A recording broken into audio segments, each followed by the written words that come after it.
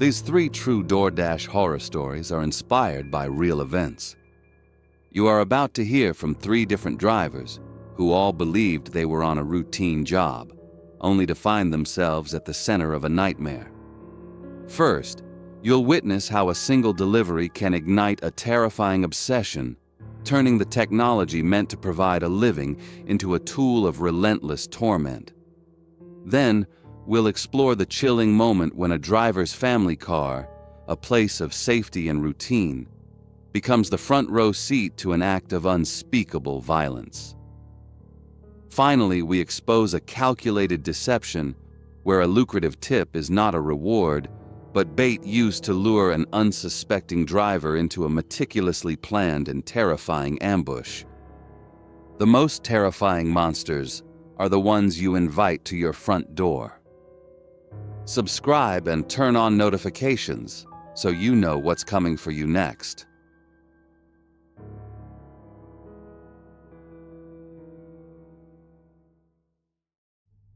A violent crash of shattering glass was the sound that tore Naomi from her sleep. It wasn't a distant noise. It was right outside her window, a thunderclap that made the whole apartment shudder. Her heart hammered against her ribs, a frantic, trapped thing. She scrambled from her bed, crouching low as she crept to the window. Her phone lit up on the nightstand, a motion alert from her dashcam. With a trembling hand, she pulled the blinds apart just enough to see. Out in the pale orange glow of the streetlights, a figure stood in front of her car. It was the customer, Carla. There was no screaming, no wild rage, just a focused, methodical purpose.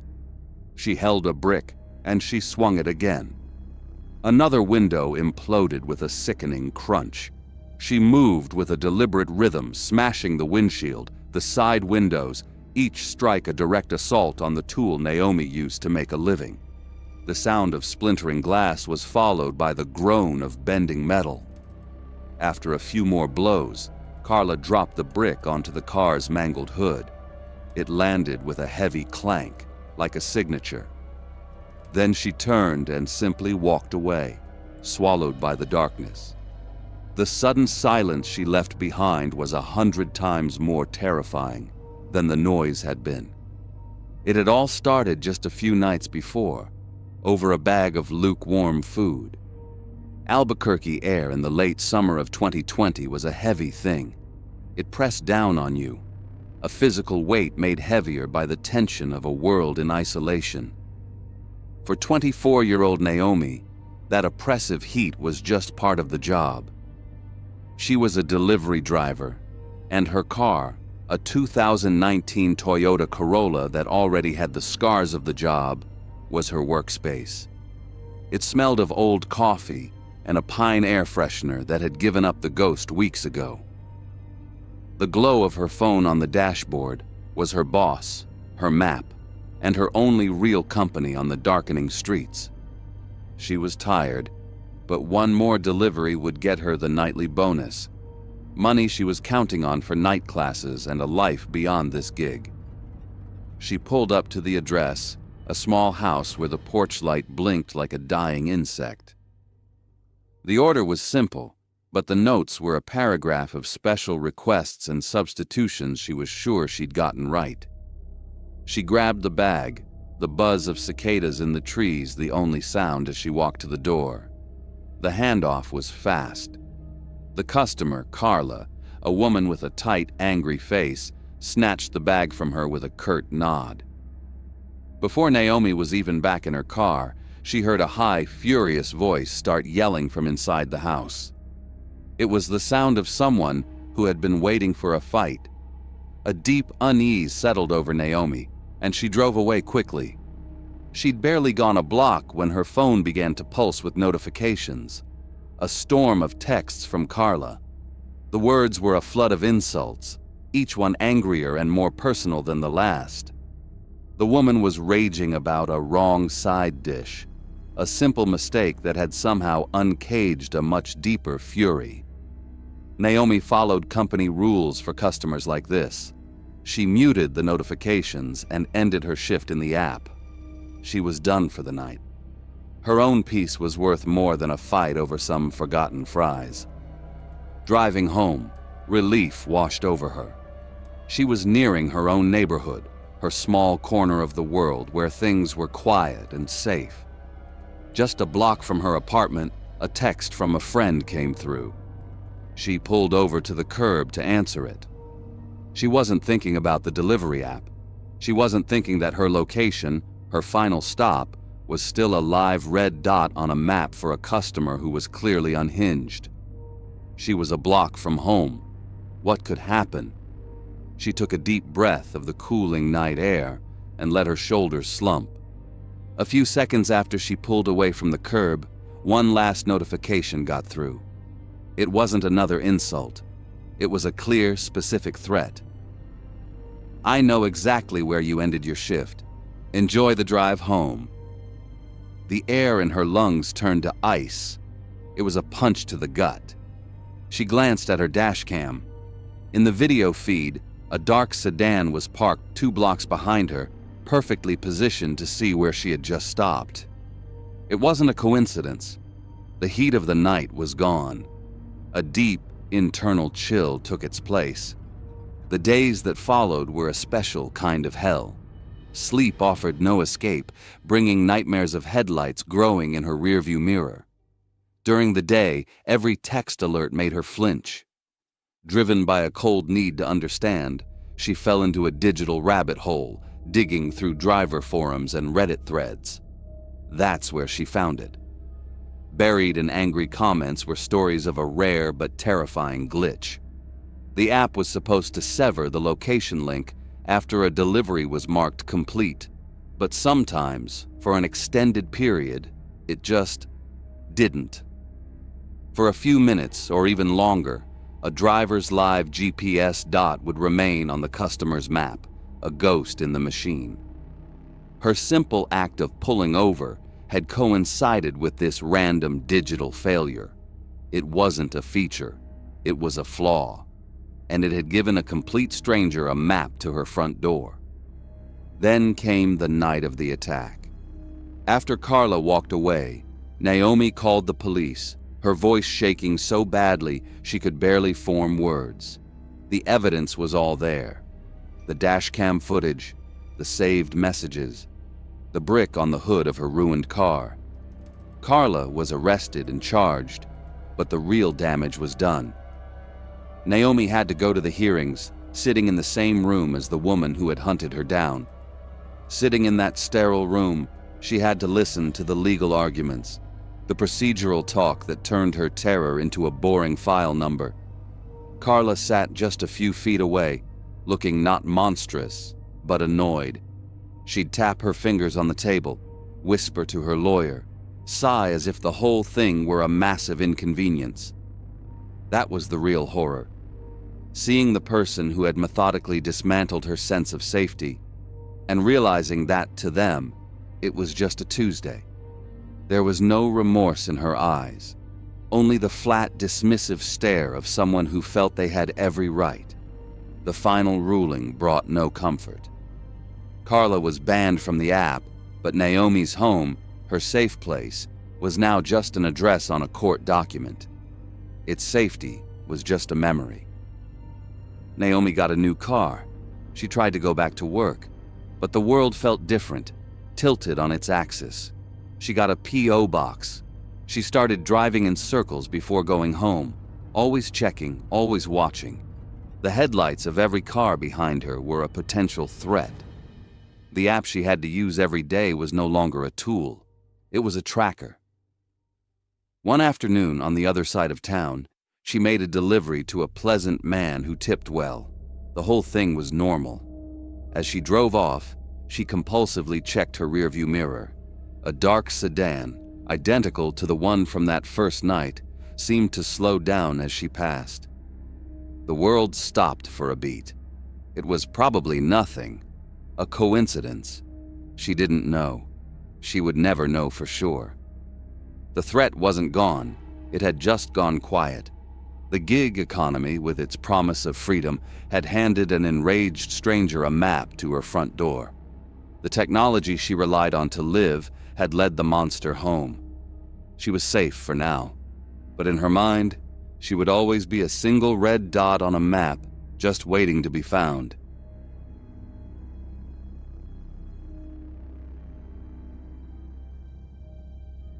Quiet filled the family car, a comfortable space defined by the steady whisper of tires on warm asphalt. Outside, the world drifted by in a soft focus haze of a perfect Sunday. Manicured lawns, sprinklers ticking back and forth in rhythmic sweeps, and children's bicycles left sleeping on their sides in driveways. For Noah, this gentle motion was the sound of chipping away at the life they were building. Each mile was a small victory against a stack of bills.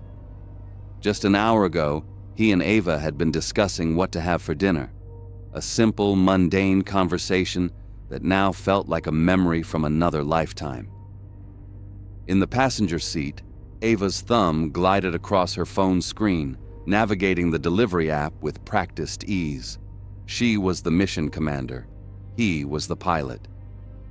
Behind them, their 8-year-old son, Henry, was completely absorbed in his own vibrant world. That world was a 7-inch tablet screen where a cartoon dog, a small hero in a cape, was celebrating his latest triumph. A cheerful, looping song, full of tinny horns and xylophone notes, spilled from the tablet's small speakers. The hero dog would occasionally shout a catchphrase in a goofy, high-pitched voice, a perfectly innocent soundtrack for an otherwise peaceful afternoon. Their car had become a rolling extension of their home.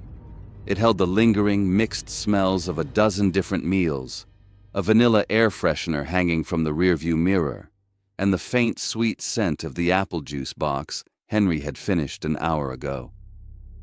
A forgotten coloring book and a handful of small, brightly colored toy cars were wedged between the seats. Sunlight streamed through the windows, casting long shadows across the quiet suburban street as they made their final delivery. Noah felt a sense of relief. The tip on this last order was surprisingly generous. It was a good way to end the day. Pulling up to a simple 2-story house with beige siding, Noah felt that sense of peace begin to fray. The house seemed to hold its breath. The lawn was neatly cut, but a newspaper, yellowed and damp, was still sitting on the porch steps. Something was off.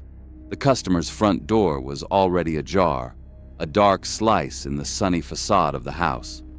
A figure stood just inside, cloaked in shadow.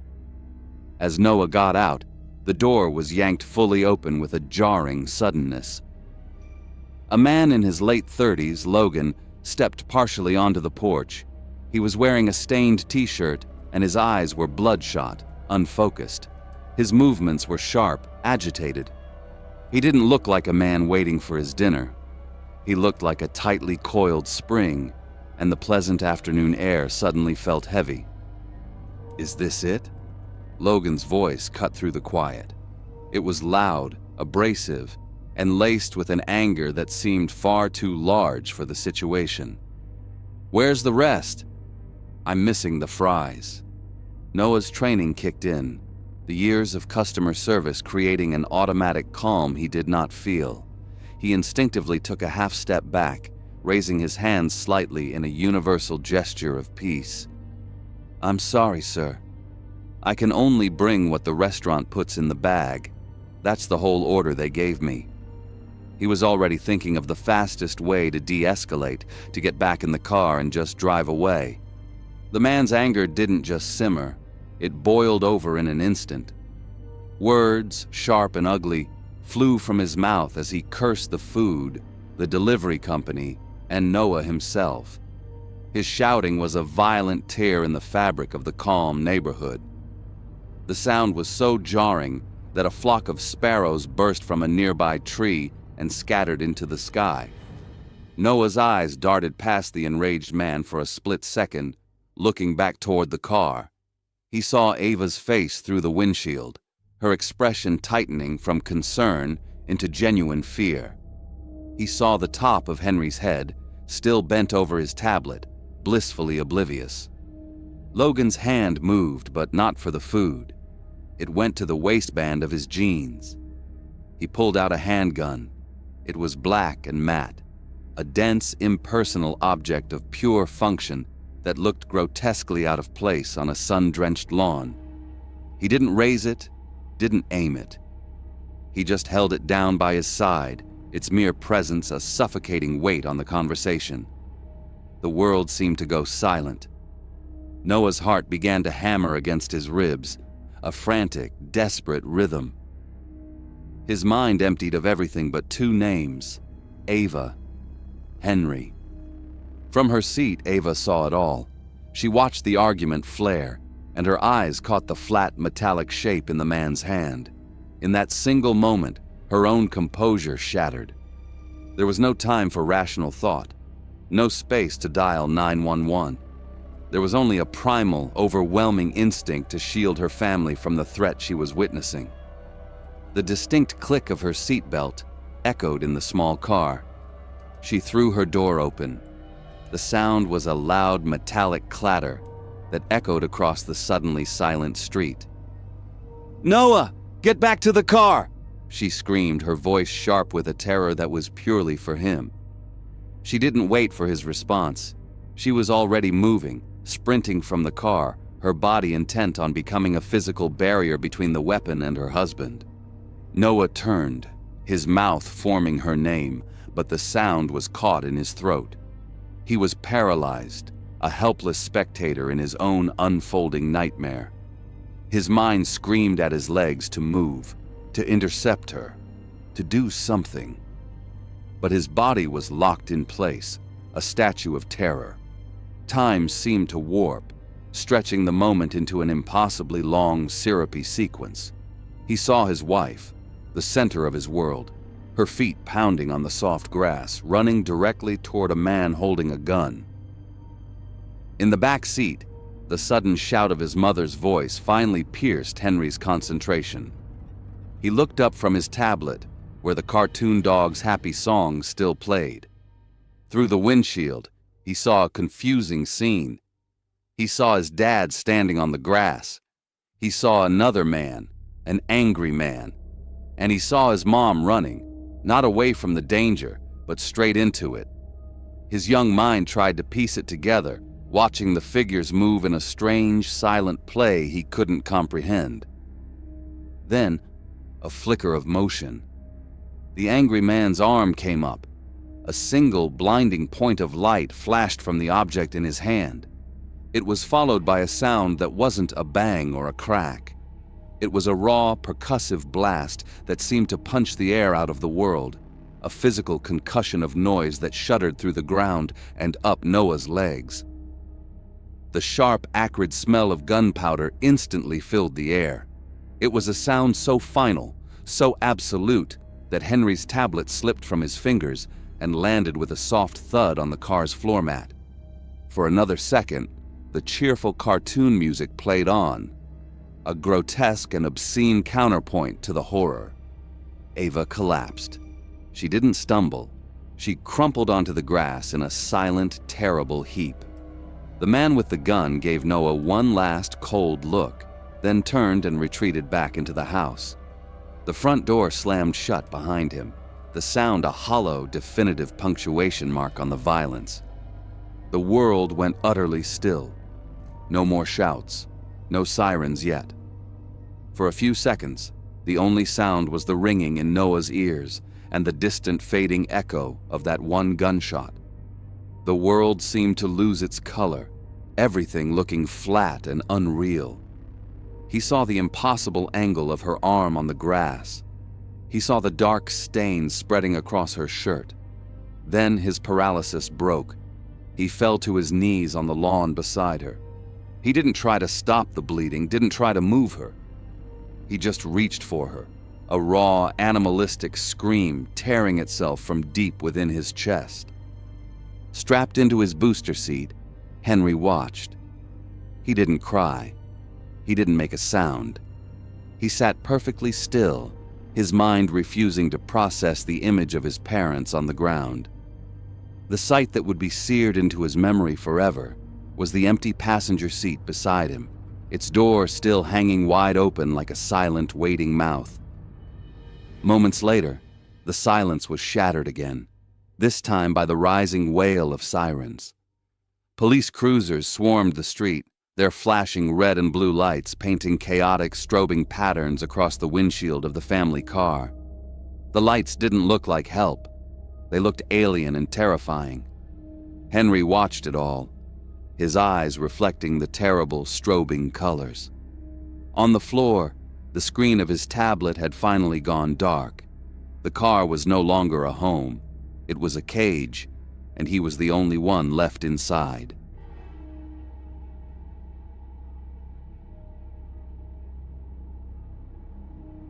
City sounds just die out there.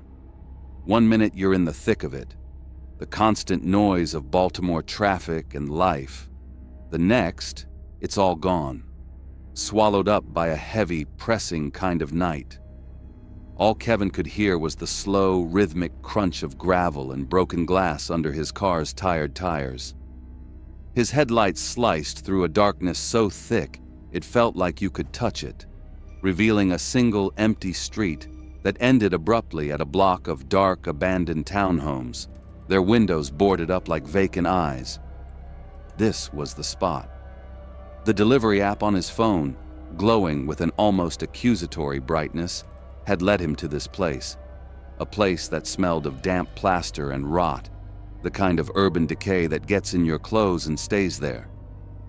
He glanced at his phone again, just to be sure. The address was correct. A quick, uneasy feeling, sharp and sudden like a needle, pricked the back of his neck. This whole thing felt off.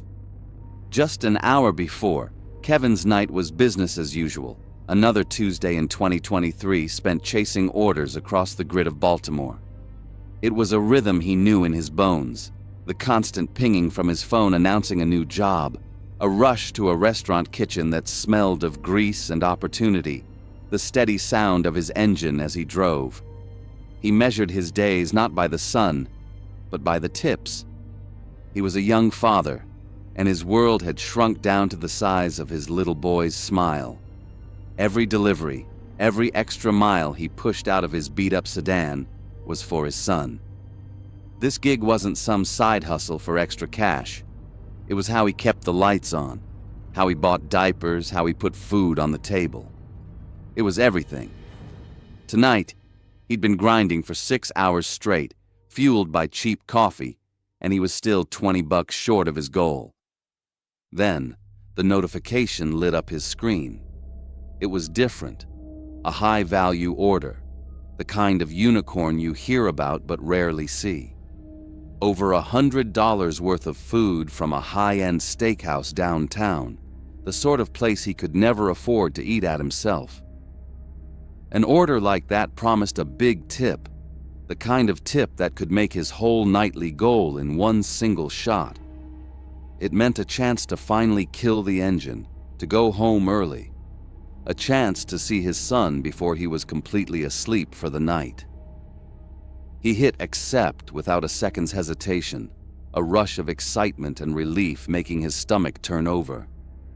But the app's map was strange from the start. It wasn't taking him to the suburbs or the high-rises. It kept pushing him away from the familiar, brightly lit streets of the harbor and into a part of Baltimore he barely knew existed. A maze of forgotten narrow streets where the row houses grew darker, more derelict, block by block. As he drove deeper, the streetlights became a distant memory. The last turn was onto a dead-end street with a sign so rusted he couldn't make out the name. It was propped up like a tired old man. It felt like a part of the world the city had just decided to forget about, to let it rot. The only real sound now was the soft, steady click of his car's turn signal in the dead quiet, a mechanical heartbeat in the silence. He pulled up to the address on his phone. It pointed right to one of the townhomes in the middle of the block, its front door covered in plywood, paint peeling away in the dark like sunburnt skin. He killed the engine, and the silence that rushed in was heavy, physical, pressing in on him from all sides. He sat there for a long moment, the quiet buzzing in his ears. This couldn't be right. A squatter? He figured he had to try the customer. He dialed the number listed on the order, the phone feeling slick in his hand. It rang once, twice, a third time, each ring echoing in the tiny space of his car. Then a rapid series of beeps, a disconnected number. His unease shifted into something harder, a tight, sick certainty in his gut. He knew right then that something was terribly wrong. This wasn't a delivery. This was a trap. He had barely put the phone down when his driver's side door was ripped open with a violent screech of protesting metal. A blindingly harsh light flashed in his eyes, washing out the world in a flare of white. A voice, low and hard as pavement, cut through the night. "Get out! Now!" Kevin froze solid, his breath catching in his throat, his heart pounding against his ribs like it wanted out. He couldn't see a thing past that bright, piercing light. His hands, suddenly clumsy and shaking, fumbled with the seatbelt buckle. He squinted, trying to make out who was there, but it was useless. He couldn't see their faces, just the dark shapes of two men standing in the glare. He saw the glint of something metallic in the hand of the one holding the flashlight. It was a gun. The realization hit him not like a thought, but like a physical punch. He stumbled out of the car, his legs feeling weak and disconnected from his body. The other figure, a taller man, stepped right in front of him, a wall of darkness blocking his view of anything else. Wallet. Now. His voice was just as sharp and devoid of emotion as the first. Kevin pulled it from his back pocket, his hands trembling so badly he almost dropped it. The man snatched it, expertly pulled the $63 of cash out, his earnings for the whole night, and then tossed the empty wallet onto the asphalt with a soft, dismissive smack. The phone. Give me the phone. The first voice was back, even harder this time, laced with a dangerous impatience. Kevin handed over his phone, the lifeline to his work, to his family.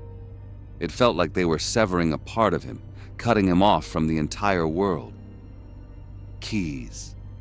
Kevin's hand shook as he dug in his pocket, his fingers closing around the familiar worn metal. He pulled them out. The man snatched them from his palm and handed them to the second robber, who wordlessly slid into the driver's seat of Kevin's car. The sound of his own engine turning over felt like a fresh violation, a stranger now in control of his life.